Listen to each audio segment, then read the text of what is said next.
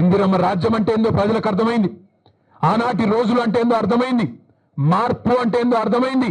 అన్ని విషయాలు అర్థమైనాయి కాబట్టే కర్రుగాల్చి వాత పెట్టడానికి రేవంత్ రెడ్డి గారికి రాష్ట్ర ప్రజలు సిద్ధంగా ఉన్నారు. ముఖ్యమంత్రి గారికి మర్యాదగా తువాలేసి దాని మీద రాసి నీకోసం ఇంతమంది పెద్దోళ్ళు నిలబడి నీకోసం కుర్చీ వేసి అర్ధగంట ఎదురు చూసినాం.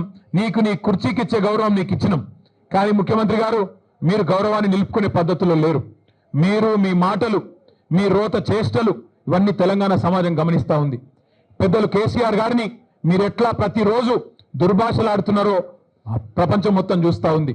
ఒకటి మాత్రం వాస్తవం, నువ్వు 4 రోజులు మోసాలు చేసి తప్పించుకోవచ్చు గాక, 4 రోజులు ఇట్లనే డైలాగులు కొట్టి తొడగొట్టి గతంలో తప్పించుకున్నట్టే తప్పించుకోవచ్చు గాక, ఇవాళ కూడా తొడగొట్టిండు, సవాల్ చేసిండు రైతుల మీద యువత మీద.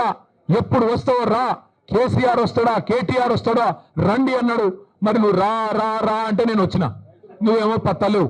రైతు బంధు మీద చర్చ అన్నావు, అదేవిధంగా రైతు శ్రేయస్సు మీద చర్చ అన్నావు, యువతకు ఇచ్చిన ఉద్యోగాల మీద చర్చ అన్నావు. అన్నిటికీ మేము సిద్ధంగానే ఉన్నాం. రేవంత్ రెడ్డి గారికి మళ్ళొక మాట చెప్తా ఉన్నాను, నువ్వు ముఖ్యమంత్రివి, నేను ఒప్పుకుంటా. నువ్వు నాకంటే ఎక్కువ బిజీగా ఉంటావు, నీకు నాకంటే ఎక్కువ పని ఉంటుంది, నేను ఒప్పుకుంటా. అందుకే మళ్ళొకసారి చెప్తా ఉన్నా, ముఖ్యమంత్రి గారు ప్లేస్ మీరే డిసైడ్ చేయండి, టైం మీరే డిసైడ్ చేయండి. ఆఖరికి నీ జూబ్లీ హిల్స్ ప్యాలెస్ కు రమ్మంటే కూడా తప్పకుండా వస్తాం. కానీ మీరు ఏ అంశం మీద చర్చ పెట్టినా మేము సిద్ధంగా ఉన్నాం. కేసీఆర్ తయారు చేసిన గులాబీ దండు గులాబీ సైనికులం సిద్ధంగా ఉన్నాం.